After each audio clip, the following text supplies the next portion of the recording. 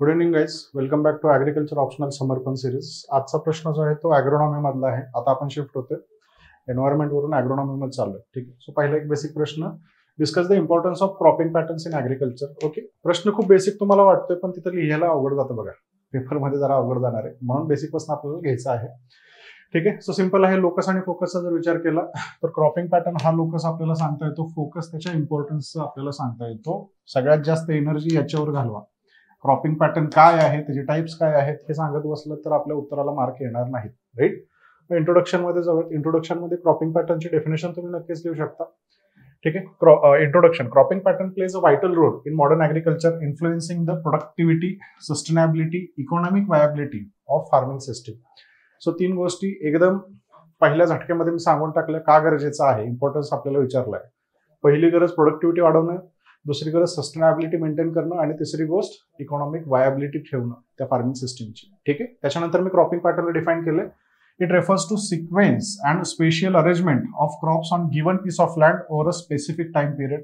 ठीक आहे. सो एक प्रॉपर डेफिनेशन तिथे लिहिलेली आहे. By strategically planning cropping patterns farmer can maximise the land utilisation. Okay. So अजून एक इम्पॉर्टंट आस्पेक्ट जो आहे तो इथं मी मेन्शन केलेला आपल्याला दिसणार आहे.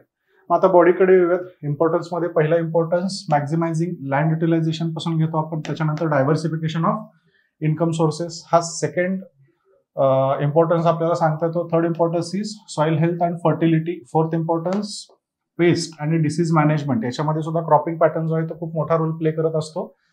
त्याच्यानंतर water conservation and management, environmental sustainability. ठीक आहे. सो एक सफिशियंट अमाऊंट ऑफ मुद्दे जे आहेत ते मी इथे घेतलेले आहेत. एकूण 6 मुद्दे जे आहेत ते 6 मुद्द्यांचं डिस्कशन आपल्याला करायचं आहे. सो पहिला मुद्दा, maximizing land utilization. It explains how appropriate cropping pattern can maximize the utilization of available land throughout the year. Provide examples.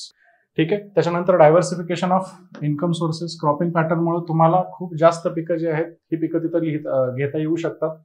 Soil health and fertility. याच्यामध्ये आपल्याला काय एक्सप्लेन करायचं आहे, कसं वेगवेगळी पिकं आपली सॉइल फर्टिलिटी जे आहेत ते मॅनेज करणार आहेत. बरोबर. पल्सेस घेत असेल तर नायट्रोजन फिक्सेशन आपलं होणार आहे, सिरियल्स ते काढून घेणार आहेत. या पद्धतीने आपण इथं मुद्दा लिहू शकतो. सोबतच पेस्ट आणि डिसीज मॅनेजमेंट मध्ये सुद्धा क्रॉपिंग पॅटर्न महत्वाचं आहे. मोनोक्रॉपिंग जर आपण करत बसलो तर पेस्ट अटॅक जो आहे तो तिथं वाढणार आहे. ठीक आहे. त्याच्यामुळे मोनोक्रॉपिंग अवॉइड करायचे. डायव्हर्सिफिकेशन ऑफ क्रॉप्स जे आहेत ते आपल्याला क्रॉपिंग पॅटर्न मध्ये आणणं गरजेचं आहे आणि ते क्रॉपिंग पॅटर्न घेऊन येत असतो. ठीक आहे. त्याच्यानंतर पुढचा मुद्दा जो आहे तो वॉटर कन्झर्वेशन मॅनेजमेंट. ठीक आहे. मग याच्यामध्ये इफिशियंट वॉटर यूज जो आहे हा कीवर्ड आपल्याला सांगता येतो बघा. सो वेगवेगळ्या पिकांच्या गरजा वेगवेगळ्या आहेत पाण्याच्या, त्याच्यामुळे आपण इंटरक्रॉपिंग तिथे करू शकतो. क्रॉप रोटेशन जे आहे ते आपल्या सीझन नुसार तिथे घेऊ शकतो. याचा बेनिफिट जो अल्टिमेटली फार्मरला होणार आहे. सोबतच एन्व्हायरमेंटल सस्टेनेबिलिटी सुद्धा तिथे राहत असताना आपल्याला दिसते. बरोबर. का तर आपण बायोडायव्हर्सिटी प्रमोट करतोय, ग्रीन हाऊस गॅस इमिशन तिथे करत आहे. सोबतच ॲग्रोकेमिकल्सचा वापर आपण वेगवेगळ्या पिकांमध्ये कमी करतोय आणि नॅचरल रिसोर्सेसचं कन्झर्वेशन आपण वेगवेगळ्या क्रॉपिंग पॅटर्न मध्ये करणार आहे. राईट. मग कन्क्लुजनला येऊया. In conclusion, the strategic implementation of effective cropping patterns is indispensable in contemporary agriculture. Thus, fostering an in-depth understanding and application of diverse cropping patterns is essential for future sustainable agriculture practices worldwide. ठीक आहे. So एकदम plain simple short मध्ये आपलं हे उत्तराचं discussion झालेलं आहे. I guess तुम्हाला समजलं असेल. या गुड नोटवर इथंच कन्क्लूड करतो. धन्यवाद.